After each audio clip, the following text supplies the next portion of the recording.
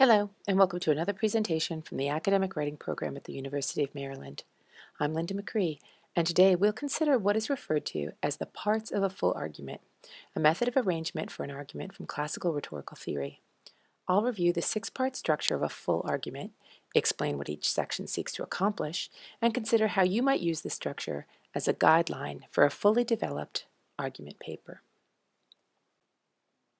You'll have no trouble finding the parts of a full argument in evidence in all kinds of speeches and written arguments, from the time of Cicero to today. The parts of a full argument have become part of our argument structure in the Western world. That is, they seem natural to us. As with most heuristics and advice in rhetoric, there are various ways to consider what exactly the parts of an argument should be. Many classical teachers have given varying advice. Aristotle, in the Rhetoric, suggested that really there were only two parts, a statement of the case and the proof. He suggested that anything else in an argument was an expansion that may or may not be appropriate depending on the situation and the type of discourse. Around the same time, other theorists, known as the Sophists, believed there were at least four parts of an argument: the introduction, the narration, or the statement of the issue, the proof, and the conclusion. The full six parts that we'll look at can be thought of as an expansion of Aristotle's two parts. At the same time, the full parts also offer a very different way to think of an argument structure. So let's look at these full parts of an argument. First, what are they called? Here's a chart stating the names in both English and Latin, which demonstrates really how much of argument theory comes to us from Roman tradition and from Latin. Here too, then, are the explanations for each category. But before we get too bogged down in understanding the parts, let's listen to the beginning of a speech and see if we can figure out what's happening in those early parts of a speech. We'll watch the opening of a speech that Steve Jobs, the founder of Apple, gave at a commencement ceremony at Stanford in 2005. As you listen, think about what he's doing rhetorically in his opening lines. I'm honored to be with you today for your commencement from one of the finest universities in the world. Truth be told, I never graduated from college, and this is the closest I've ever gotten to a college graduation. Today, I want to tell you 3 stories from my life. That's it. No big deal. Just 3 stories. How would you characterize basically the first 3 sentences of his speech? Well, I think we recognize that in the opening sentence, he lets us know what the situation is. He's here to give a commencement address, and he starts to build a relationship with the audience. He praises their institution. In the next sentence, he continues to build on that relationship, telling us more about himself, and he helps to put what he'll say in context, and he engages us with humor. And in his final sentence, he continues to build on that idea of narrative, but also provides something very important, particularly for texts we need to listen to, such as a speech. He lets us know the structure of the speech, that it will have 3 stories. Knowing that, we can follow along more effectively, and if we follow his speech more easily, we are likely also to be persuaded by it more easily. These 3 brief sentences are a good example, then, of the opening parts of a full argument: the exordium, the narration, and the partition. Let's explore those parts a bit more with Steve Jobs' speech in mind. We'll consider more specifics of what each section can contribute to an argument and how various concerns from the rhetorical situation help us shape what's in each partment. So let's start with the beginning, the exordium. The word exordium means to begin, as in to begin a web. In your exordium, you begin to establish within your reader a reason to read on. You create a bond or make a connection. The Roman orator Cicero said that an exordium is a passage which brings the mind of the auditor into a proper condition to receive the rest of the speech. This is accomplished if he becomes well-disposed, attentive, and receptive. Here then, in the very opening, is the place where you begin your appeals to the audience. In the case of the Steve Jobs speech, he didn't need to do much to establish exigence. Everyone there knew they were there to hear a commencement speech. But he still makes that move, and he begins to establish his ethos. He says simply, thank you, and compliments the school by calling it out as one of the world's greatest institutions. Certainly a way to show that he understands the audience's position there. As I said, though, Jobs has a very brief exordium. So what else might you do in an introduction? Well, you might use a startling statistic or example to open your argument. You might consider how your audience will react. Will they be receptive to what you have to say? Hostile, indifferent, confused? You might begin with a source of disagreement, open with your refutation in a sense. You might establish exigence by quoting from a well-known researcher in the field and agree or disagree with the position that that researcher holds. You might begin with agreed upon definitions. That is, you might start with common ground with your audience. And like Jobs, you might use your own experience to establish your ethos. Following the exordium, classical advice about structure suggests you compose a narratio or narration. Here's the place to tell your story, or a version of your story. In many ways, the narration continues the work of the exordium in terms of disposing the audience to be in the right frame of mind. Even if your audience knows a lot about your issue, the narration is the place for you to frame the story the way that will best serve the rest of your argument. For the Jobs speech, for instance, it's likely that his audience knew he was not a college graduate. That's one of the most familiar facts about Steve Jobs' life, after all. But in a very simple way, he reframes that part of the story with some humor. This is the closest he's ever gotten to a college graduation, he jokes, and the audience laughs with him, rather than offer scorn that someone without a degree has been called on to speak to them on this of all days. So how might you develop a narration? You might consider discussing background or trends.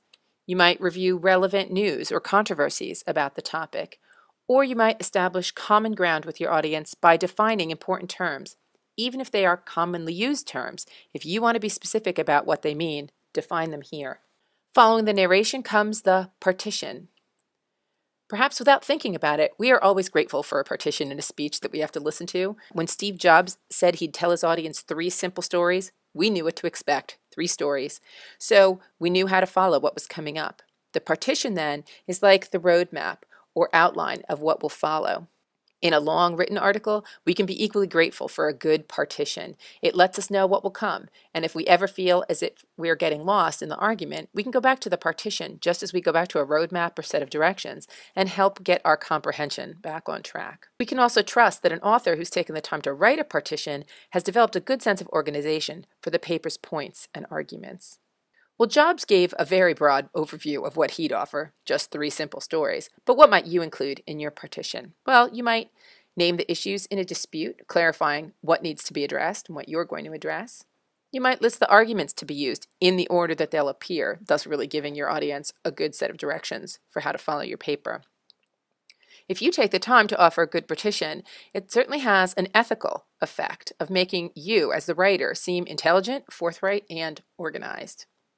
And it helps let your reader know what you will and won't focus on, thus limiting the scope of your paper, which is helpful information for a reader looking for particular information in a text, as you no doubt have realized in your own research.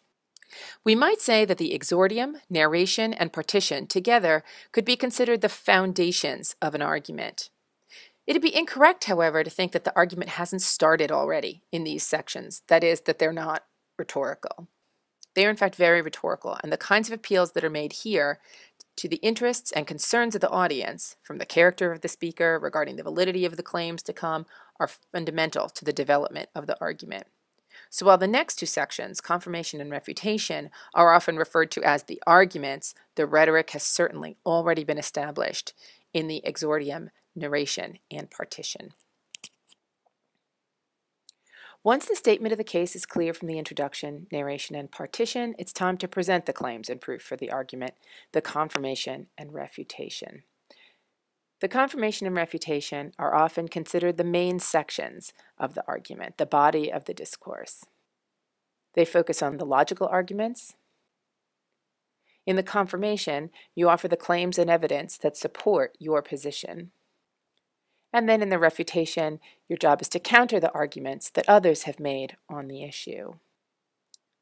Even though in the chart and even here on the slide they're listed in order, confirmation first, refutation next, the order really should be determined by the rhetorical situation, not the dictates of structure. And what that means is that you may in fact structure your argument by offering the refutation first and then the confirmation, by offering some confirmation and then a point of refutation, or any other kind of variation of that organization that makes sense for your rhetorical situation based on the evidence that you have and the beliefs or predispositions of your audience. Let's be a little bit more specific about the confirmation. In the confirmation, your job is to present arguments that confirm or validate the material that you've presented in the narration and partition. In other words, you alluded to arguments there, and here's the place where you're going to provide some more specific claims, evidence, and analysis for the ideas you introduced earlier. This is the place where you might use arguments derived from any of the stases of the common topics. You might have arguments of definition here. They may be arguments of cause and effect, of policy, etc. Whatever fits for your argument and your claims. And this is the place that you're presenting all that research, the data and testimony from reliable authorities that really prove the thesis of your argument.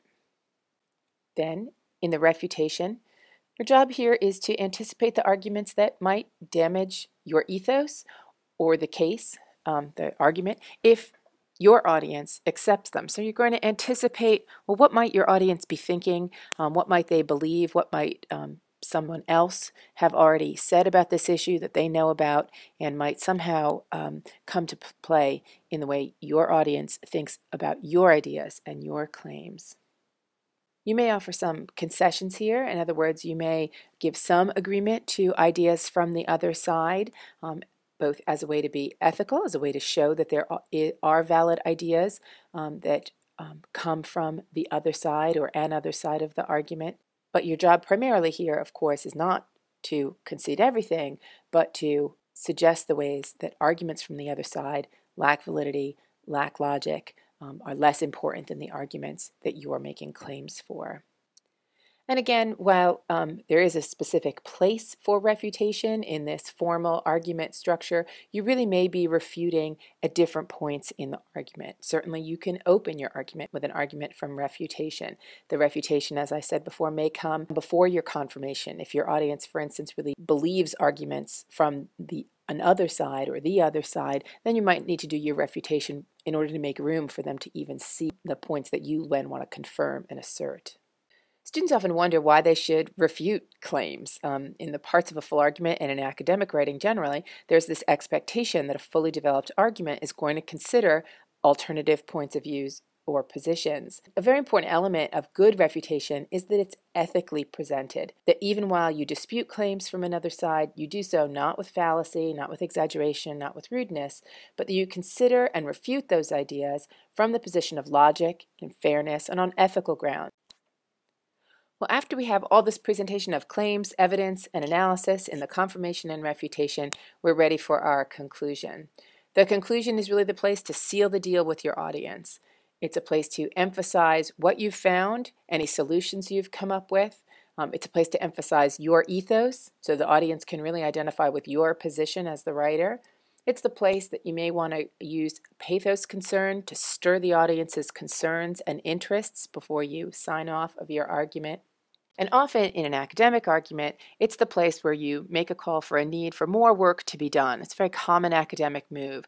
This is the research that should happen next. These are the actions that should be taken. So a conclusion is often the place not only to remind your audience what you've said, but also to leave them with something that they might act upon, whether it's that they embrace a new belief, decide to go and do something different, or do something new, or make a change, or something along those lines. To think more about how all these parts work together, you might want to try an exercise on this flipped video. That means we've taken a TED video, a video of a speech, and asked you some questions about it. Here's the link, and it's a little more interactive. And so you might want to go and try out your new understanding of parts of a full argument.